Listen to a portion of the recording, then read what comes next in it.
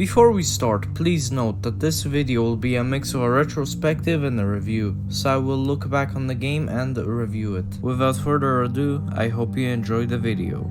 Those Nights at Rachel's is a popular FNAF fan game that came out in 2016. The game gained popularity and naturally people wanted a sequel. Well, they got a sequel, but it wasn't really what most people expected. What most people expected was just the first game with altered Five Nights at Freddy's gameplay, like looking at cameras, shutting doors, all of that stuff. But instead, they got a first-person shooter game. The game was released in 2018 and was titled Those Nights at Rachel's 2 Reloaded. Just like the first game, it was made by Nixon. I unironically enjoyed this game despite the fact that it is different compared to its predecessor. I will go over the gameplay, graphics, sound design, and other things that do not fit these categories pretty soon. However, before that, I briefly want to talk about the backlash the game received.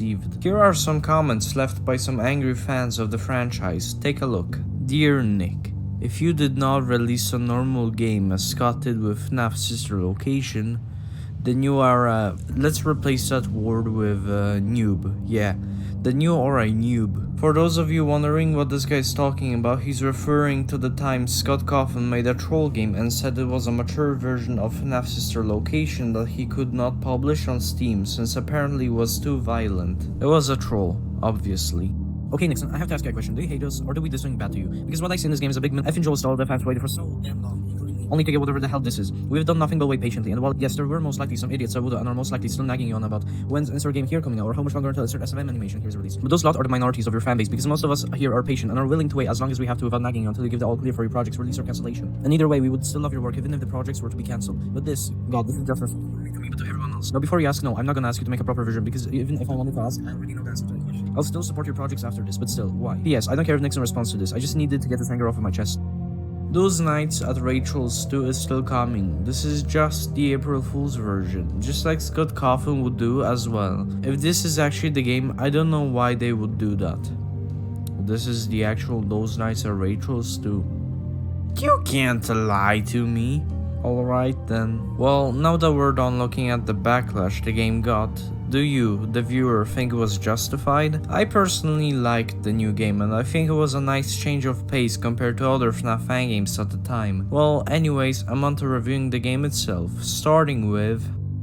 The gameplay of Reloaded is unique, to say the least. Instead of trying to survive while animatronics try to get you, you have to shoot T-posing animatronics with a gun. The animatronics can come from the front hallway or from both of the side hallways. Some take one hit to kill, others take more, others are fast and hard to hit, and some are straight up ridiculous. Look at this. Is this a puppet copter or a helicopter?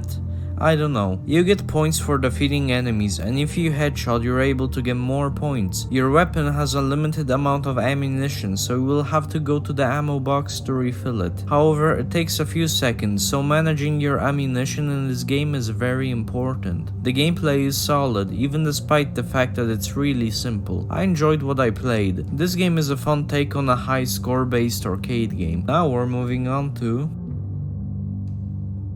Okay, we need to talk about the graphics. I don't mind if a game has less than subpar graphics, but if the game has good graphics, then I can really appreciate the additional effort the developer went through to make the game look better. And this game is beautiful. The lighting is very good, the textures are very good. Look at this vending machine. You can almost see the whole room in it. Did I mention the models? These look good, and you can tell that they are well made. Even the minor things such as the drawings or this. It looks like some sort of newspaper with an ad on it. The animatronics themselves look really good too. Well, we're done with graphics and we're moving on to... The sound design in this game is pretty good. It helps you locate the enemies if they're in the left or right hallways, and you can hear which enemy is coming after you. The music is okay, it is nothing spectacular. This segment is really short because there's just not a lot to talk about.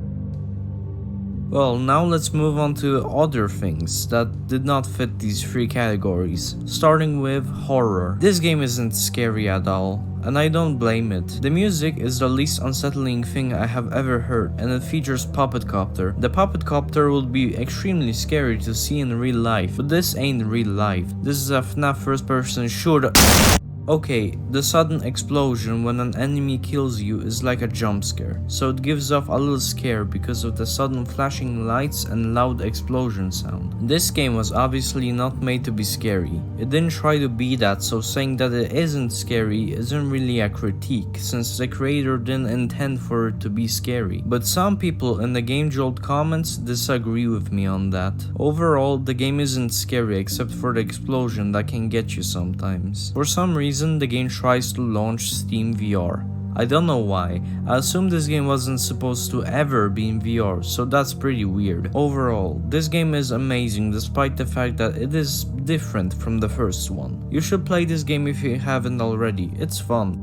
So I haven't done a long video in a long time, and that's because the hardware I am using isn't good enough for editing long videos. But I did something to make the editing a little easier on my PC.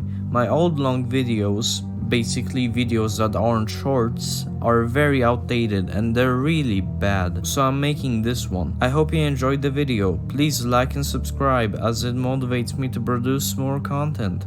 See you next time.